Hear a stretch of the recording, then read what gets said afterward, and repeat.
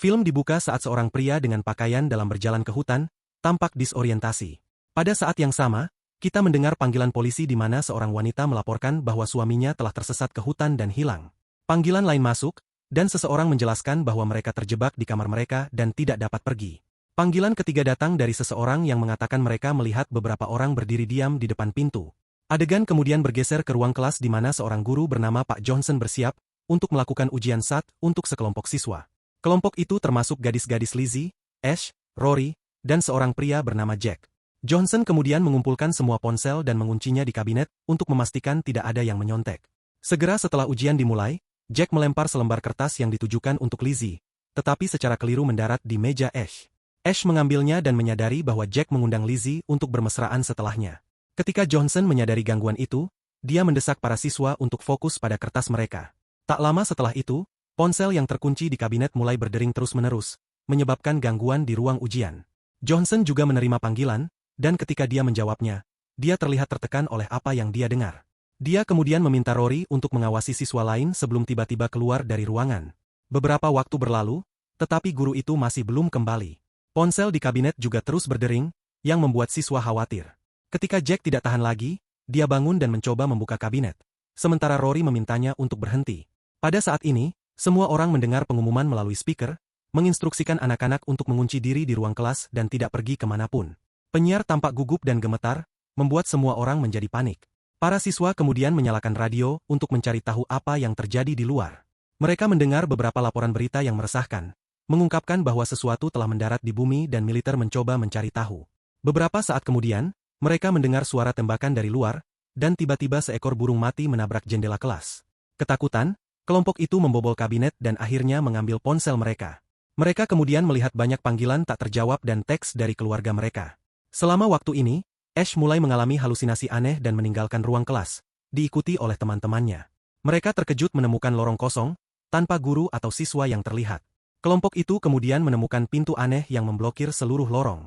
Ketika mereka melemparkan beberapa benda ke pintu itu segera menghisapnya ke dalam.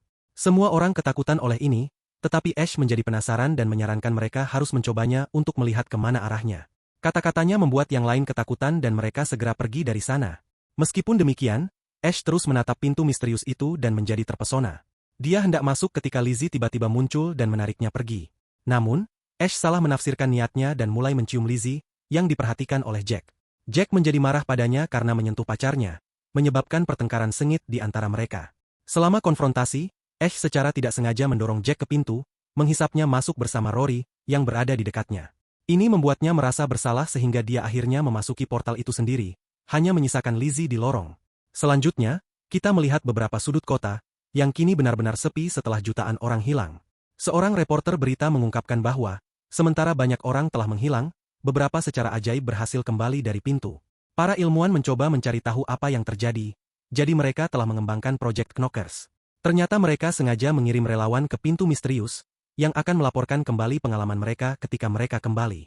Di adegan berikutnya, kita bertemu 3 relawan tersebut. Pasangan bernama Vince dan Becky, bersama dengan teman mereka, Patrick. Mereka diinstruksikan bahwa mereka hanya dapat tinggal di balik pintu selama 12 menit, karena jika mereka tinggal lebih lama, pintu mungkin mengambil kendali atas mereka.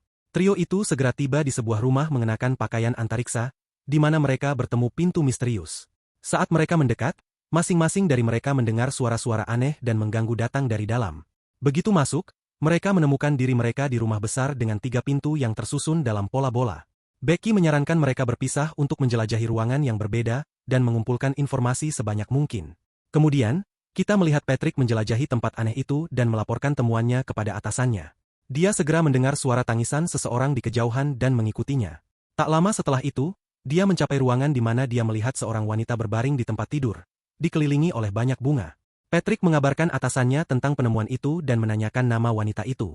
Wanita itu menjawab bahwa namanya Rose dan memarahinya karena melupakannya begitu cepat. Ini membuat Patrick bingung, karena dia belum pernah melihat wanita ini sebelumnya dalam hidupnya.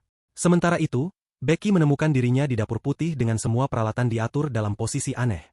Dia kemudian melihat buayan kosong yang bergerak sendiri.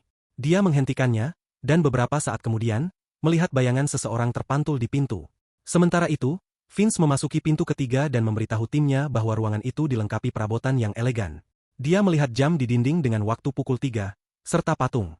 Pindah ke ruangan lain, dia menemukan jam menunjukkan pukul 6 dan patung yang sama, tetapi dengan ekspresi yang berbeda. Dia kemudian pindah dan menemukan jam lain menunjukkan pukul 9 dan patung yang sama dengan mata berbentuk persegi.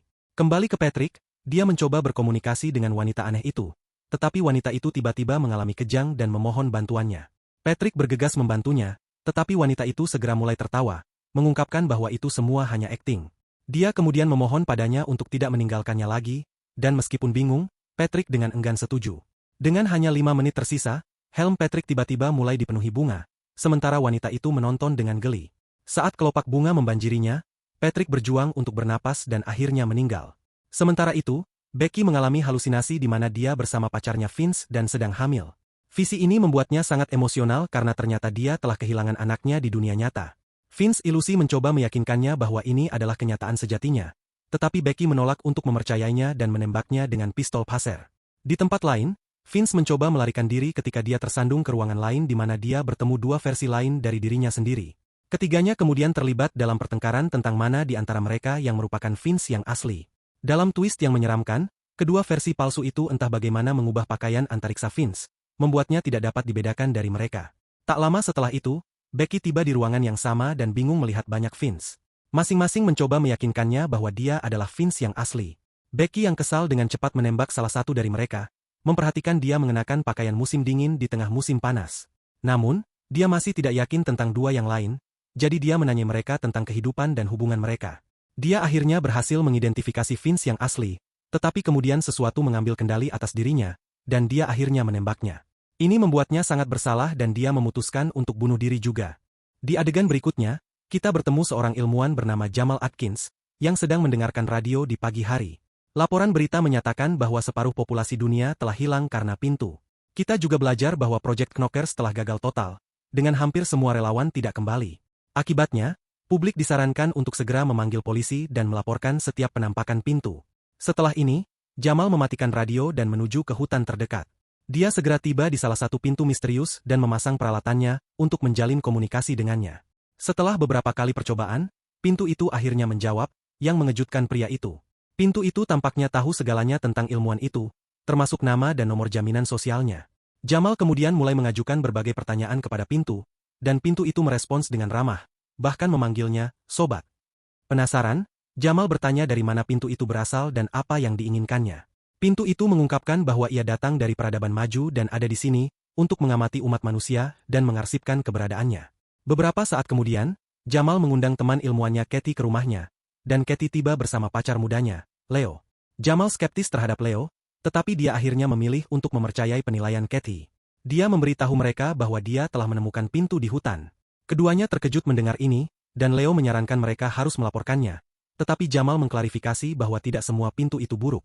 Dia menjelaskan bahwa dia telah berhasil berkomunikasi dengannya dan pintu itu tampak sangat kooperatif dan ramah. Setelah ini, mereka melanjutkan ke hutan, di mana Jamal menunjukkan pintu itu kepada mereka. Dia memasang peralatannya lagi dan menunjukkan bagaimana dia berkomunikasi dengannya. Dia memperkenalkan Katie dan Leo ke pintu, yang menyambut mereka dengan ramah. Katie sangat gembira karena dia menyadari ini adalah revolusioner dan memiliki potensi untuk mengubah segalanya. Namun, Leo tetap skeptis, jadi dia melangkah pergi sejenak untuk menelepon seseorang dan melaporkan apa yang dia temukan. Sementara itu, Katie terus bercakap-cakap dengan pintu dan menanyakan namanya. Pintu itu menjawab bahwa namanya Lamaj, yang sebenarnya adalah Jamal, dieja terbalik. Katie kemudian bertanya mengapa pintu itu ada di sini, dan Lamaj menjelaskan bahwa ia ada di sini untuk mempelajari manusia dan mengarsipkan keberadaan mereka. Mendengar ini, Katie menjadi sangat bersemangat dan merasa bahwa dia dapat mengungkap rahasia seluruh alam semesta melalui Lamaj. Dia memberitahu Jamal bahwa mereka akhirnya bisa menjadi penjelajah kosmik yang selalu mereka impikan. Namun, yang membuat mereka kecewa, seorang polisi bernama Ricky tiba, yang ternyata adalah teman Leo. Dia segera menodongkan pistol ke Katie dan memerintahkannya untuk mundur dari pintu, karena itu bisa berbahaya. Setelah itu, dia menangkap Jamal karena terlibat dengan pintu alih-alih melaporkannya, yang bertentangan dengan hukum. Ketika Ricky menanyakan namanya, pintu itu menjawab atas namanya, mengungkapkan bahwa dia adalah Jamal. Ini mengejutkan polisi karena dia belum pernah bertemu pintu yang bisa berbicara sebelumnya. Sebelum Ricky dapat memproses ini, Katie memukulnya dengan ranting, menyebabkan dia secara tidak sengaja menembak Leo hingga mati. Ketakutan, polisi itu menodongkan pistolnya ke Jamal dan mencoba menembaknya. Jadi ilmuwan itu meminta bantuan Lamaj. Sebagai tanggapan, pintu itu entah bagaimana menghipnotis polisi itu, menyebabkannya menembak dirinya sendiri hingga mati. Baik Katie dan Jamal hancur oleh pergantian peristiwa itu tetapi juga merasa lega karena aman. Pintu itu kemudian memanggil mereka, teman, dan mengungkapkan bahwa sudah waktunya bagi mereka untuk disegarkan. Pada saat ini, mereka melihat banyak benda langit muncul jatuh dari langit dan menjadi bersemangat. Di adegan berikutnya, kita melihat seorang streamer bernama Midnight Martin dalam pertemuan video dengan pakar dunia paralel yang disebut Dr. Alan Price. Sepanjang perkenalan, Alan tampak terlalu aneh, seolah-olah dia sedang dikendalikan oleh sesuatu. Martin bertanya kepadanya tentang pintu, apa yang mereka inginkan, dan apa yang akan terjadi selanjutnya. Alan menjawab bahwa kedatangan pintu telah mengubah segalanya, dan manusia sekarang berevolusi secara kosmik. Dia menekankan bahwa umat manusia memasuki era baru saat mereka belajar untuk hidup di dunia yang berubah. Meskipun demikian, Martin tetap skeptis terhadap pintu dan tujuan mereka. Dia bertanya kepada pakar apakah mereka harus bersiap untuk melawan pintu demi kelangsungan hidup mereka. Tetapi Alan menjawab bahwa tidak ada yang bisa mereka lakukan untuk menghentikan mereka, karena pintu adalah yang memutuskan dan mengendalikan segalanya. Mendengar ini, Martin merasa tidak nyaman dan bertanya bagaimana mereka harus menghadapi situasi itu. Alan menegaskan bahwa yang bisa mereka lakukan hanyalah menunggu untuk disegarkan. Tetapi Martin menertawakan gagasan membandingkan manusia dengan peramban web. Selama percakapan mereka, lampu mulai berkedip, dan terjadi pemadaman jaringan singkat. Ketika jaringan pulih, Martin bertanya-tanya apakah orang-orang yang kembali dari pintu diubah. Tetapi Alan menjawab bahwa dia sudah tahu jawabannya. Dia kemudian memanggil streamer itu dengan nama aslinya, Paul, yang tidak diketahui orang lain. Mendengar ini, Martin yang terkejut bertanya bagaimana Alan tahu ini, tetapi Alan menyuruhnya untuk menerima pintu, berjanji bahwa semua ketakutan dan rasa tidak amannya akan dihapus dan disegarkan. Setelah itu, Martin mencoba mengatakan sesuatu, tetapi Alan memprediksi apa yang akan dia katakan setiap saat, membuatnya semakin bingung. Di adegan terakhir, sesuatu tiba-tiba mengambil kendali atas Martin, menyebabkan dia mulai menjerit kesakitan. Sementara itu, Alan mengamati semuanya dengan senyum aneh dan mendesak streamer itu untuk menerima pintu. Setelah serangkaian jeritan panik dan gerakan aneh, Martin merobek pakaiannya. Dia kemudian tiba-tiba menjadi diam dan dengan tenang menuju lantai atas. Film berakhir saat siaran terputus, dan Alan menyambutnya dengan, "Selamat datang."